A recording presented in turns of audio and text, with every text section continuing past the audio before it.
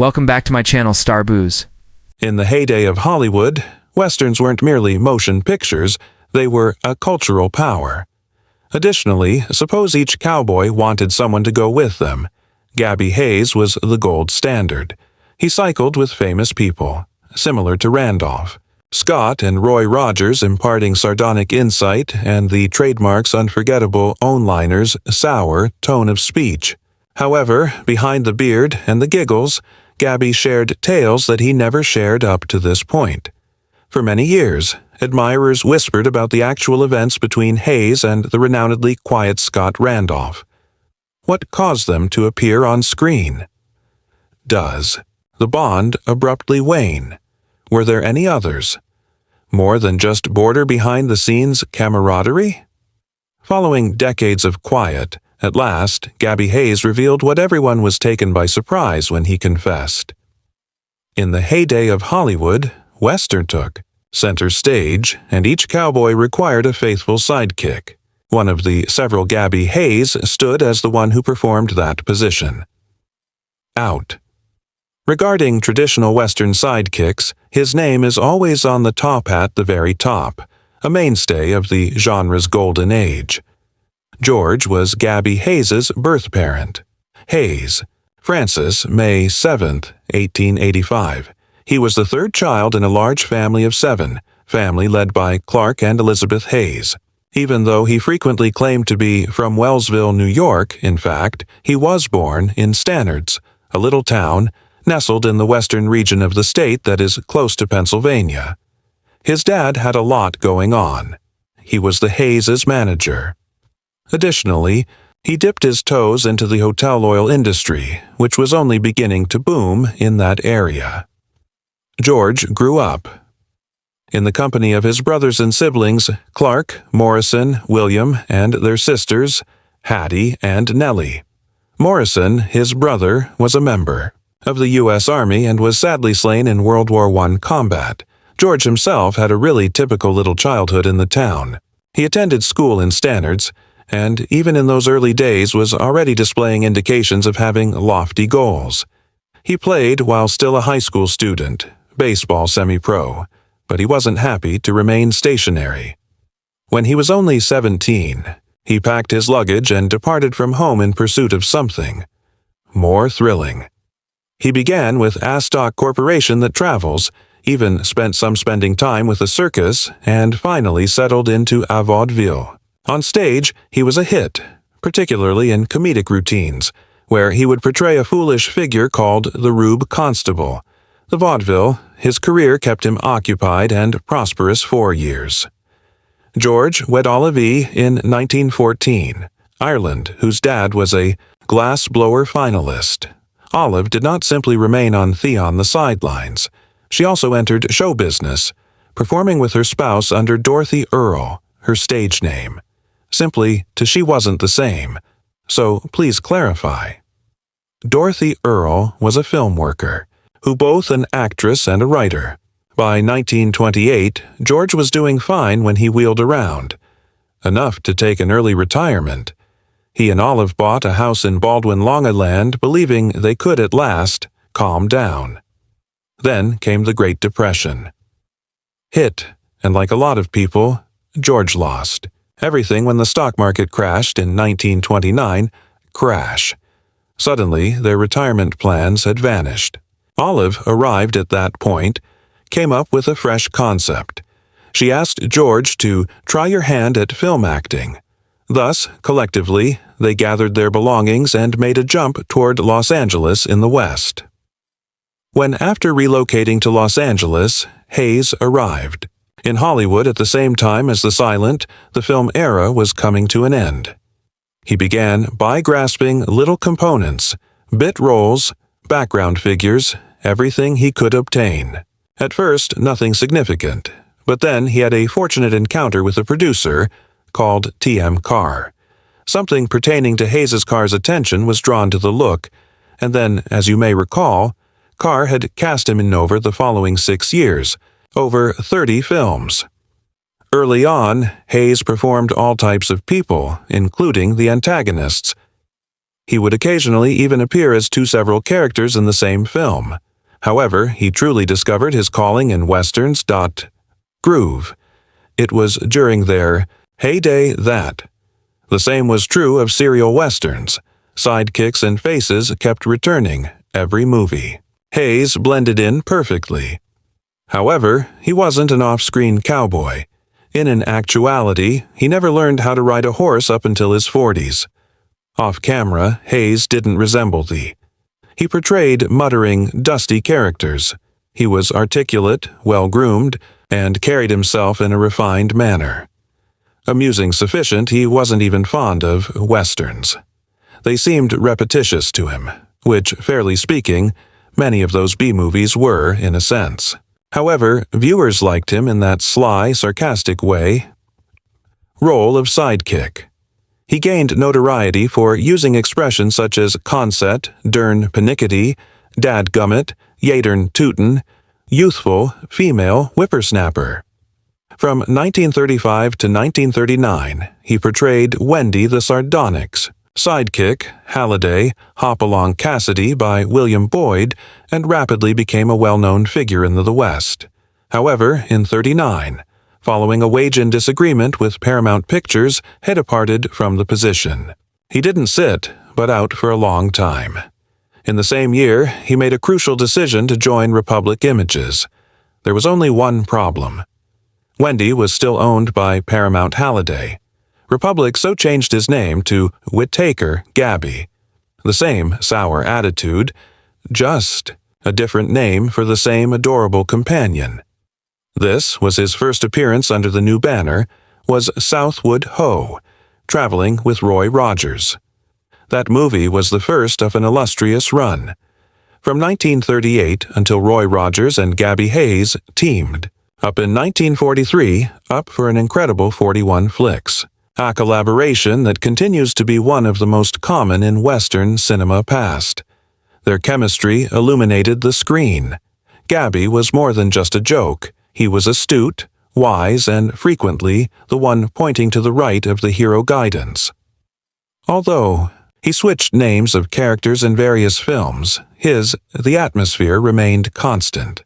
Grumpy but devoted, with a talent for expressing precisely what had to be stated. Their collaboration began with stars from the underworld and changed into a machine that makes Western movies. Songs like Sunset and Red River Valley. The man from Cheyenne, Just Serenaded, continued to arrive.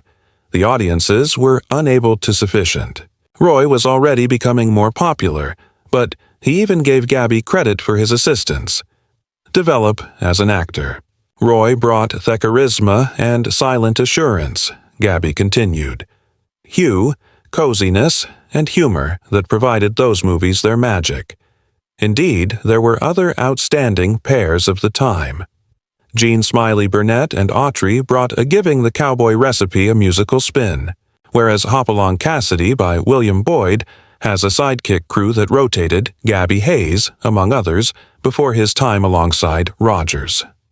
However, none possessed the uniformity or appeal of the team Rogers-Hayes. They weren't merely, the stars were consoling. Their films felt like reaching out to former acquaintances, particularly in difficult circumstances. They emphasized that goodness would always triumph, no matter how difficult the journey. Hayes played the majority of his career in the trustworthy sidekick, and in terms of, he shared the saddle with Western royalty.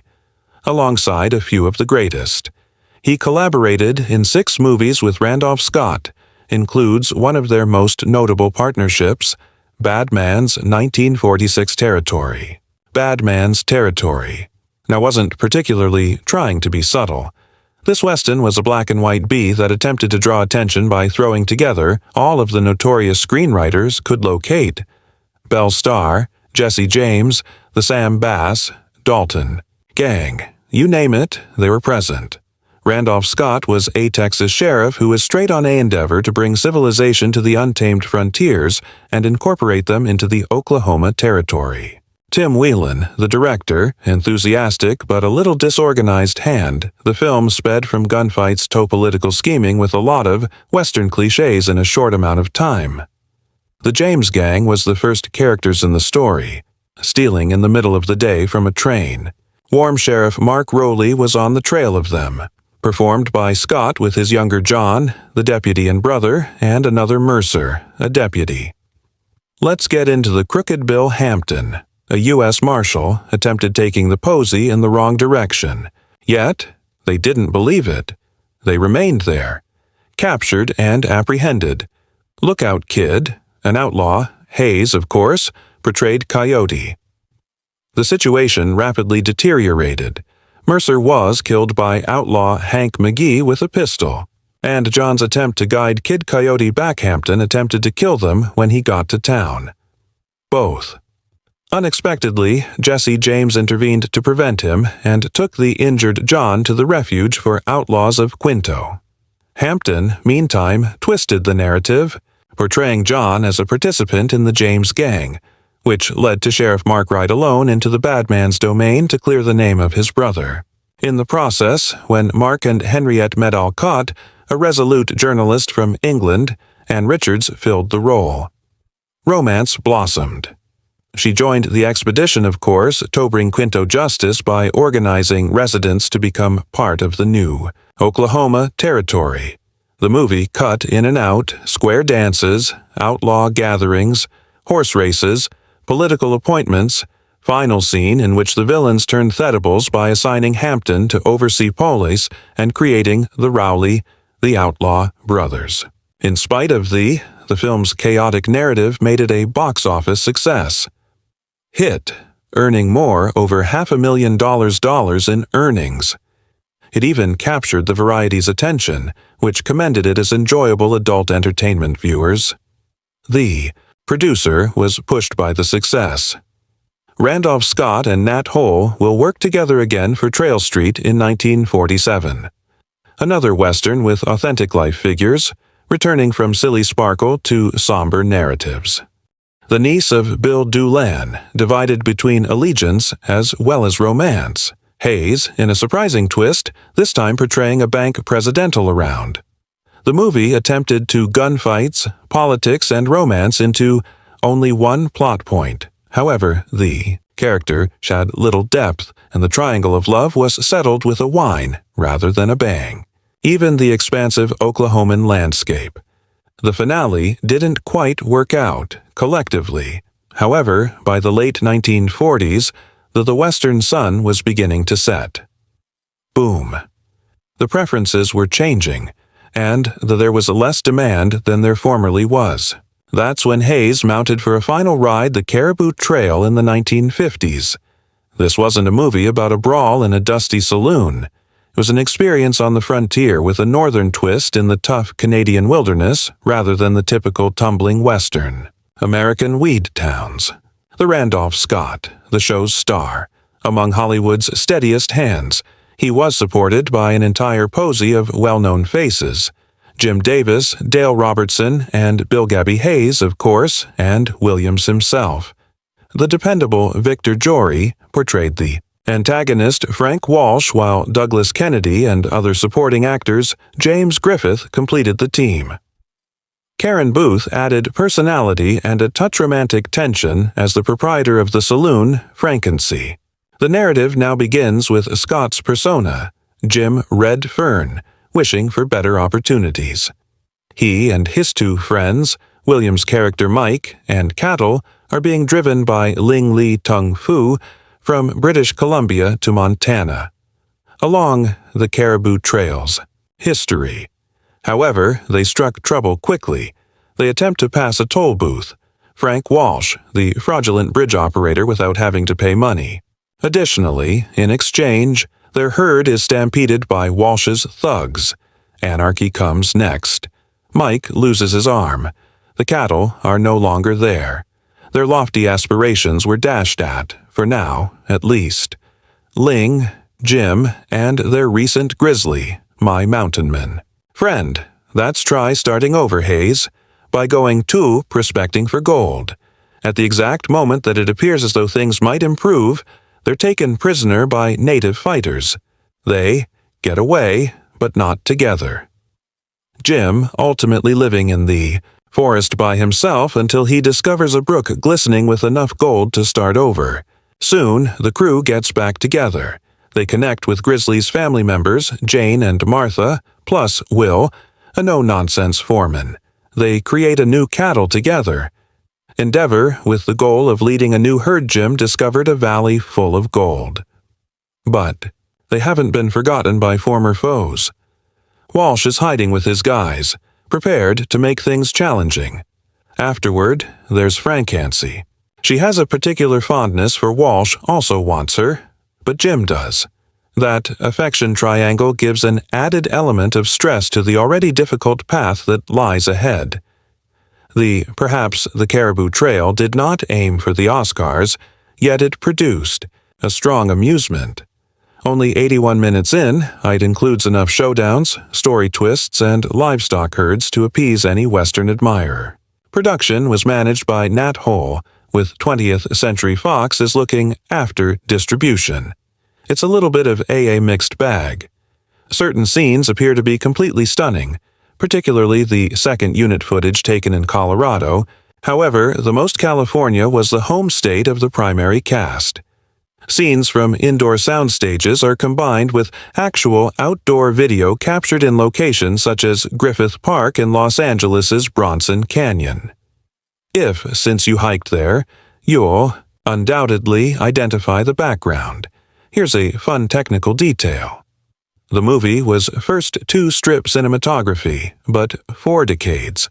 The most only seen it in white and black. That was altered when Kinolobber brought it back to its natural hue. After working for more than a year, you can now at last observe the Caribou Trail. It was intended to be viewed. Trails covered in dust and all the golden valleys. Following his run with the Caribou on the big screen, Gabby Hayes done something that wasn't all cowboys did. He galloped directly into the living rooms of America. Yes, exactly. Make the switch to TV, kicking the Gabby Hayes show is about to start. This was no ordinary Western, though. It began first in 1950 under a variously known as the Quaker Oats show, since indeed our man Gabby was paired with breakfast oats in a dish. Image it. 1950. Children gathered near the television, eyes widening when Gabby Hayes showed up on screen. Sitting in a regular shop in a Quaker Canyon is a small, dusty location. He would be spinning yarns and whittling away. It somehow kept returning to cereal. Additionally, in one memorable instance of in-TV history, Gabby would request that viewers remove yourself off the screen, then shoot a cereal-loaded cannon aimed directly at it. This was how they enjoyed playing off the Quaker Oats tagline, which was fired from firearms. Indeed, the show's name was changed to 1951's Gabby Hayes Show, but the charm remained constant. This live, the 30-minute program wasn't only yee-haw and slapstick. Every episode concentrated on historical occurrences. Horton Foote, as well as the scripts were written by Jerome Coopermith, and they were captured in real time at NBC Studio 3A within the Rockefeller Center. Everything on a modest spending plan of roughly each episode costs $5,500. However, in spite of the stringent purse reins, by 1950's end, people in 39 American cities were watching Gabby spin tales on TV regarding the expedition of Lewis and Clark, as a boy, Buffalo Bill, the Battle of the Alamo, among other things. In December 1951, however, NBC debuted an all-new iteration of the Gabby Hayes Show, this time in a faster weekday format, 15 minutes. Initially, it broadcast 3 times a week, however shortly after started to occur every day at 5:15 p.m. The format, Gabby would share these amusing stories, fantastic tales of his wild imagination relatives, and between his tales, the sections from Classic B would be cut to Westerns.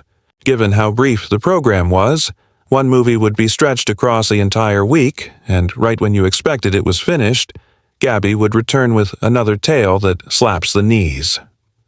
Early on rising stars were featured on the show in 1952. Enjoy. Ross Martin's portrayal of Betty and Wyatt Earp Bell's star is Guard, but TV schedules are challenging, and on January 27, 1952, the Gabby's show's Sunday edition was canceled. However, the weekday version continued to exist until January 1, 1954. Gabby continued to talk on the phone even after that. Not yet in his spurs. When Buffalo Bob Smith was forced to leave the Howdy to recuperate from a cardiac attack, Duty Show Who filled in for the attack? Nobody else but Gabby by himself. Additionally, in authentic Cowboy Gabby was more than simply a TV anchor. She owned fashion. He operated a boys' summer ranch camp and, appropriately, girls in East JW, New York called the ranch of Gabby Hayes. However, Gabby's legacy extended beyond the screen. Between the late 1940s and the 1950s, Charlton Fawcett also released an entire comic book series that bears his name. Additionally, even after having given up watching television, he maintained appearing occasionally, particularly on Howdy Doody, seeing his former friend, Buffalo Bob. Currently, behind the bushy beard and those sour tirades on TV was a husband, who was devoted to his wife. After 43 years of marriage, she was everything to him.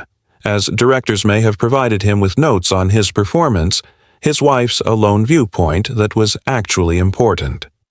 Unfortunately, she died on July 5, 1957, but Gabby was left in complete despair. They never had children, thus the loss washed it even more forcefully. Following her passing, he lived at his Tuca Lake residence for a while, California Ranch, then relocating to he owned a little apartment complex. As the years passed, Gabby's condition began to deteriorate. Early in 1969, he was brought to St. Joseph Medical Center in Burbank will have heart treatment. Illness. The following week, in February, he died on September 9, 1969, at the age of 83. He was buried in Forest Lawn. Hollywood Hills Cemetery. I appreciate you observing.